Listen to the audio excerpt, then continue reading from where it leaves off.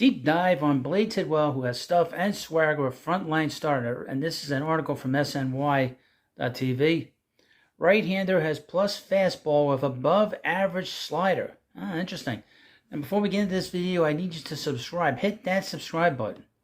Because if you love the Mets and you want to know everything about the Mets farm system, their minor leaguers, their prospects, all the guys that are playing as they're coming up through the system, you want to subscribe to this channel. As far as I know, this is the only Mets channel dedicated towards the Mets prospects. And we know we got very interesting players coming up through the system.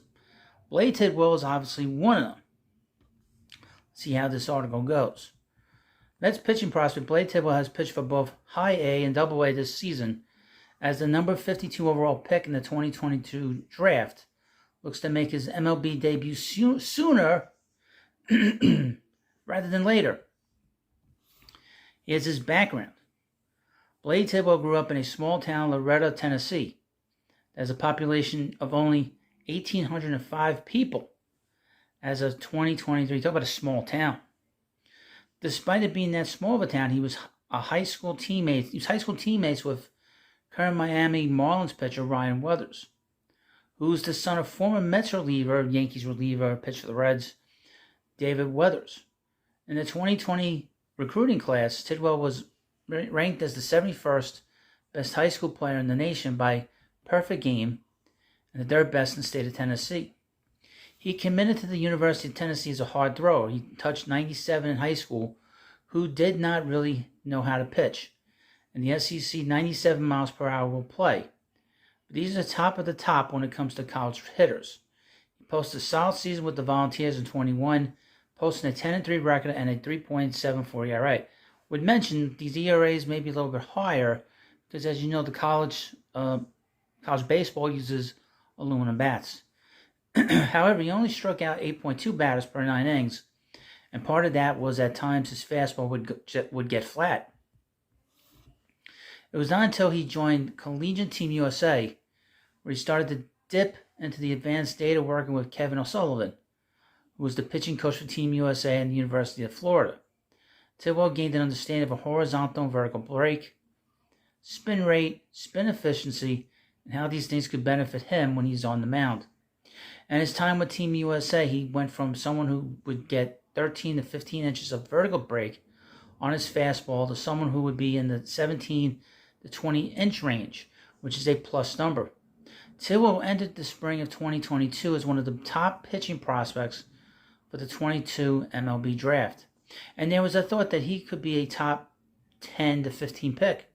He was someone that was frequently tied to the Mets early in the spring as an option at number 11. Would end up being Kevin Parada, or number 14, which ended up being Jet Williams. He dealt with some shoulder tendonitis that caused him to miss a couple of weeks, and he fell in the draft. The Mets were opportunistic and selected him in the second round at number 52. Later signed him for an above slot of $1.85 million. He has had a successful first professional season that still will have another appearance in there as Double-A Binghamton will take on Erie for the Eastern League Championship starting on Sunday. Across 25 starts between High A Brooklyn and Double-A Binghamton, he posted a 3.57 ERA and 116 innings allowed, 87 hits, 63 walks, which is a little high, while striking out a whopping 153, 11.9 strikeouts per 9 innings. His scouting report, according to SNY.TV, Tidwell has a fastball that will sit 94 to 95 with ride to it and will touch 98 on occasion. His best secondary offering is his mid-80s sweeping slider that scouts consider a plus offering. He also has a curveball that have both a horizontal and vertical breaking ball, as well as a changeup that he has worked hard in the past in the second half to improve. Both of these pitches project as above average offerings at the time. When Tidwell throws strikes, he is tough to face. His hard hit and barrel rates are low. He is a very confident pitcher with swagger on the mound. His control improved some as the year went on, but he still had a higher than preferred 4.9 walks per 9 rate this year. Sometimes you can tell if he has it or not on a given day in the first inning. He has a relatively clean delivery that shouldn't be a deterrent to throwing strikes, but he just needs to stay consistent with his release point, and that should allow him to throw strikes more consistently. What does his future hold? Now, before we get into the future, again, hit the subscribe button. This is the kind of stuff you will learn about on this channel. I will find every single tidbit on all these Mets prospects. So hit the subscribe button. Want to get this channel monetized? We're almost there. This is a great channel. It's a great community. You need to subscribe.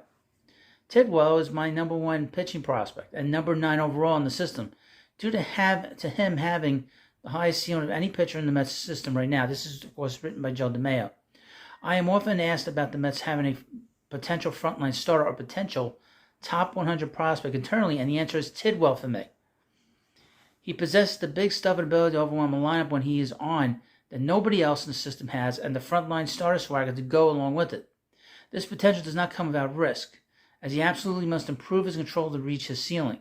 If he's not able to make strides there, he could end up becoming a late inning reliever that focuses on just a plus fastball and a slider in short spurts. He has been very receptive to the new systems in place by Eric Jagers, and the Mets organization believes he's someone who will be a beneficiary of spending some time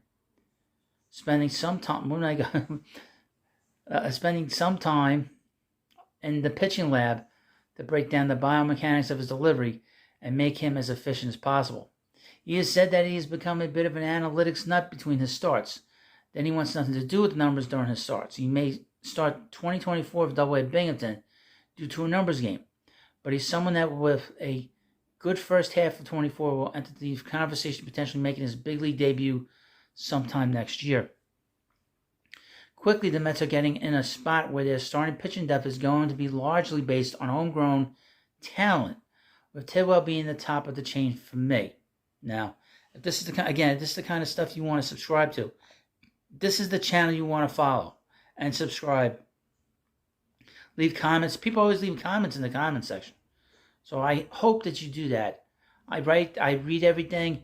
I tried my best to write back, but I really need you to subscribe. This channel is doing great. I'm very pleasantly surprised, and it's because the people that are watching are willing to take a chance on it and just follow along. So if you're coming here for the first time, never seen anything with me, subscribe to it. I guarantee you will learn stuff here. This is a very informative channel. I don't give you much in terms of commentary here. It's all informational. So this is the channel you want to follow and subscribe to. So thank you for watching, and I'll see you later.